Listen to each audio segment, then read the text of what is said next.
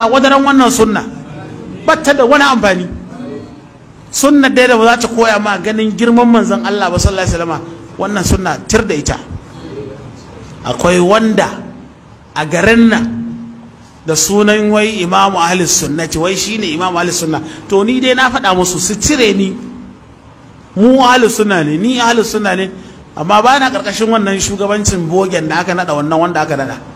Wai imamu ahlus sunna ne aka tambaye shi, an samu a wani hadisi magana ba ta da daɗi, amma dai zan kakaitar da ita ne saboda kawai yani bawan ilimi haƙƙinsa. Aka jingina wa manzon Allah wata kalma cewa yana sumbantar ƙarƙashin cibiyar jikansa sayyidina al-Husayn. Wannan hadisi ai an faɗa ko sai yake ce ai ba na abu ne, mu ma muna sumbanta na jikokinmu. To wani hadisi wai manzon Allah ya sumbance gindin abin nan Hassan, yaro ba manzon Allah ba, mu ma muna sumbanta nan. Inda yaro karma ne an masa wanka, ina ne ba ga sumbanta ba. Inda akwai hankali manzo Allah da jikokinsa suna sallama suna takawa don an sumbance ko an jin yaro ne. Okay, wato kai ne ma'aunin da zaka gwada mana, wato da kai za a auna manzon Allah ba da manzon Allah za a auna ka ba, kuma kana magana wa yana ce ma Imam Ahlus Sunna haka ya faɗa da muryarsa.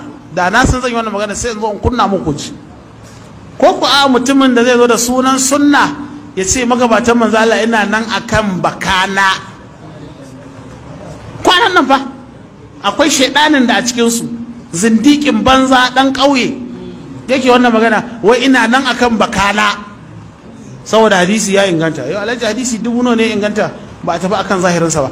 Amma sai gashi mun je taro a Kaduna wanda yake yada wannan maganganu cewa hadisi ya inganta, shi sai ya faɗi cewa ma'aikin Allah magabatansa ba 'yan aljanna ba ne saboda hadisi ya inganta. Aka kawo hadisi ingantacce, manzon Allah ya ce lan yufliha qaumun wallau amrahum imra'a.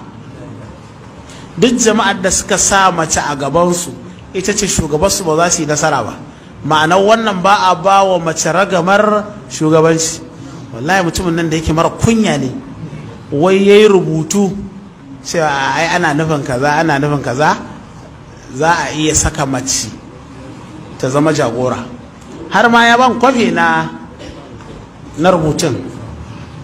Ok, ashe hadisi yana inganta kuma ya zama yana da wata fuska. Sai yau ne akan wannan hadisi wanda bai inganta ba shine baka da fuska. To duk wanda ya ce magabatan manzo Allah sallallahu alaihi wasallam ba 'yan aljanna bane kafiri ne. Kuma ba ni ne na faɗi wannan ba, Al-Hafiz Ibn Maya Abal Jakani Ash-Shinqidi shi ya faɗi wannan a sharhinsa na Zadul Muslim. Yace man yaqul bin nari rabbi yuhriqu umman nabiy kafirun yuharraqu. Duk wanda yace magabacin manzo Allah ba ai aljanna bace kafiri ne. To kun ji ko abin da kuke kama da sunan tauhidin ku da sunan sunnar ku, kuma yi da mu baya cikin daudar kafirci, a lokacin da mu kuma abin da kuke cazan mu da shi kuna cewa babu shine ainihin tabbas. Lahanuna mu'rabun wa a'jabu min za inna iraba ghairina malhunu.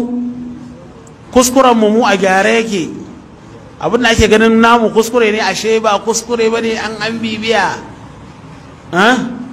Abun mamaki shine daidan ɗayan shi da yake ganin shi ne daidai, shine anan kuskuren kuma yake. Lahanuna mu'rabun wa a'jabu min za inna iraba ghairina malhunu.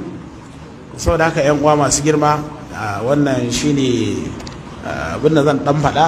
Abubuwan da za a faɗa suna da yawa gaskiya, amma kuma ana tsare ni lokaci Allah ya ba mu sa'a. Wanda haka dai